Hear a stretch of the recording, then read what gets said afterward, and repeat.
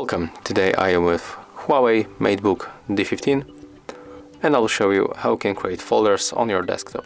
So you have to tap right mouse button, then you have to click new and go for the folder. We can name that folder and then we can put here apps. So click, hold and then drag them, and after that release. And as you can see, here we have this folder. If you want to delete, click on the right mouse button and then select delete. Right now you will find it in the trash and then we can empty recycle bin. And that's how we can make it. If you find this video helpful, remember to leave a like, comment and subscribe.